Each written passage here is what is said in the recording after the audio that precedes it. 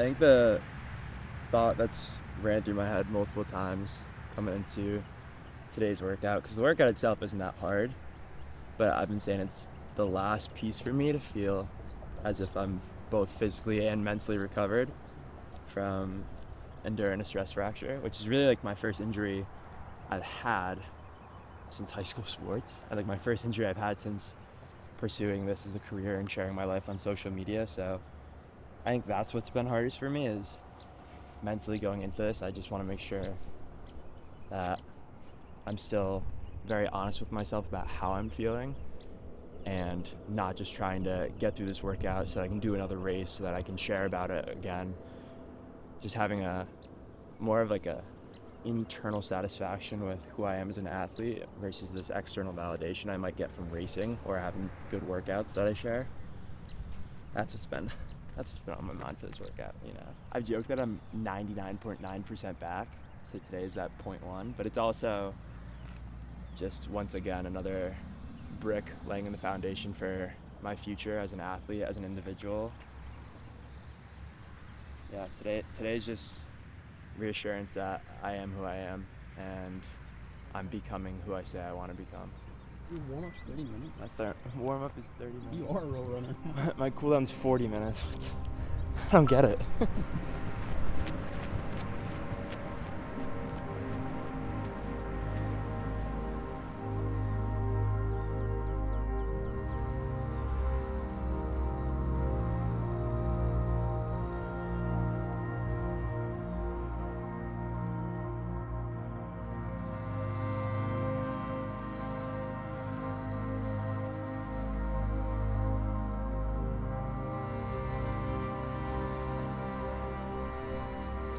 What I'm hoping to learn from today is hopefully that I still know how to pace myself on the track. I feel like it's very easy for me to get here and just immediately want to get back to running sub 6 minute pace, but I hope that, throughout this whole recovery process, I've been taking my time, going gradually over time, and I hope that I can just once again carry everything that I've learned in that patience and bring it onto the track as well.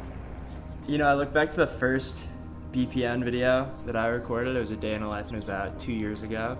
And I trained 4 times in a day.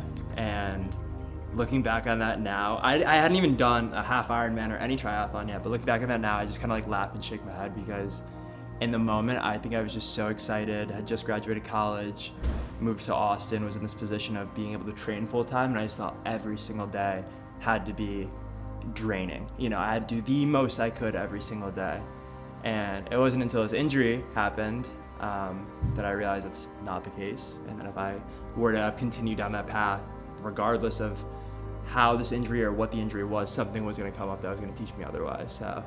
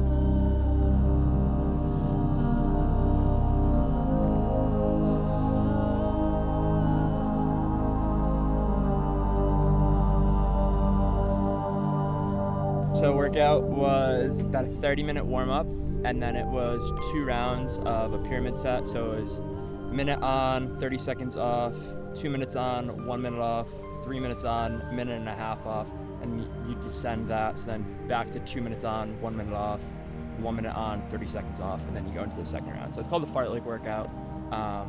And then cool down was just to 11 miles. So.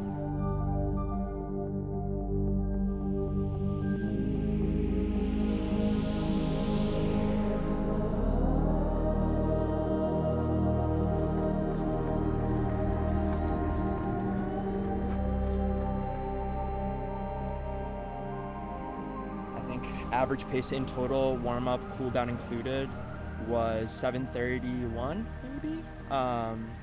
And then all my intervals were under 6 minute per mile pace. I said it to you guys, but I wasn't checking my watch, so I wasn't really going off pace. It was more so by feel. And I definitely do think I got some work to do with some pacing, because I was just like excited to be back out here. But honestly, I just feel great. Like, it feels so good to know that I am like this was the last mental hurdle for me to realize that I'm back into like the full swing of things for training, and just really stoked with that.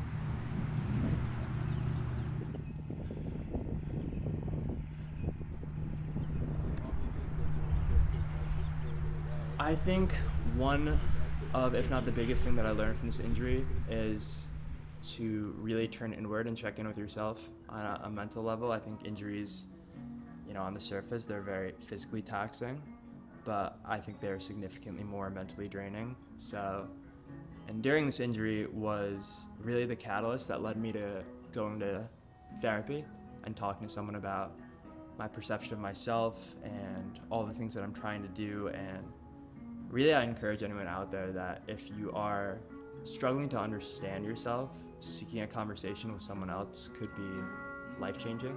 And I think that's the connotation of therapy, is that it's I'm broken and I need someone to fix me, when in reality it's I'm struggling to understand myself and why I feel the way that I do. And if someone else can guide me along the way, like a coach, like a teammate, then that can only help me in my life, in every aspect of my life.